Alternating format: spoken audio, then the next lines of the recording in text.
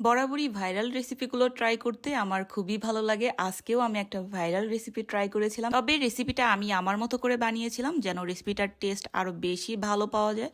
তো এখানে আমি ফার্স্টেই নিয়েছি মিষ্টি দই, চাইলে কিন্তু কাপ দই যে পাওয়া যায় সেটা দিয়েও এই কাজটা করা যাবে। এখানে আমি হাফ কাপ পরিমাণে মিষ্টি দই নিয়েছি, তো এটা আমি একটু ফেটিয়ে নিচ্ছিলাম। তারপরে এখানে নিয়ে নিয়েছি একটু ঘন করে জাল করে রাখা লিকুইড দুধ। তো দুধটা অবশ্যই ঠান্ডা থাকবে। তো এটা হচ্ছে এখন আমি যেটা করব, ভালো করে এটা মিক্সড করে নিব। আর এখানে নিয়েছি 2টা স্বাভাবিক তাপমাত্রায় থাকা ডিম। তো ডিমটা হচ্ছে আমি এখন কাঁটা চামচ দিয়ে ভালো করে ফেটিয়ে নিচ্ছিলাম। আর দিয়ে দিলাম এখানে স্বাদ মতো চিনি। তো চিনিটা দিয়ে আরও একটু ভালো করে ফেটিয়ে নিব। আর এখন যে কাজটা করেছি, শুধু ডিমের মিশ্রণটা একসঙ্গে ভালো করে ফেটিয়ে নিয়েছি যেন ভিতরে কোনো দানা না থাকে। আর এখন হচ্ছে এটা কুক করে নিব।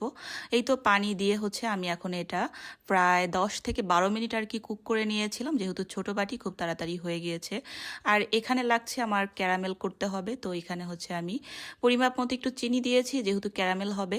আর এই তো ক্যারামেলটা অবশ্যই পুড়িয়ে ফেলা যাবে না, সেক্ষেত্রে কিন্তু তিতা হবে খেতে, আর ভালো লাগবে না।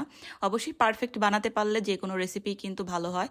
আর এই তো গরম ক্যারামেল হচ্ছে আমি উপরে ঢেলে দিলাম। আর এই তো এটা হচ্ছে ঠান্ডা করে আর কি এটা পরিবেশন করতে হবে। আমি ফ্রিজে রেখে দিয়েছিলাম, তারপরে যখন ঠান্ডা হয়ে এসেছে তারপরে বের করে নিয়ে আসছি। আর এই তো উপরটা কিন্তু একদম ক্রিস্পি আর কি, অনেক শক্ত। আর এই তো এটা কাটার সময় খুবই ভালো লাগছিল আর কি, অনেক এনজয় করছিলাম আর কি, ভালো লাগছিল। আর খেতেও কিন্তু বেশ সুস্বাদু ছিল। চাইলে এই সেম রেসিপিতে ট্রাই করে দেখতে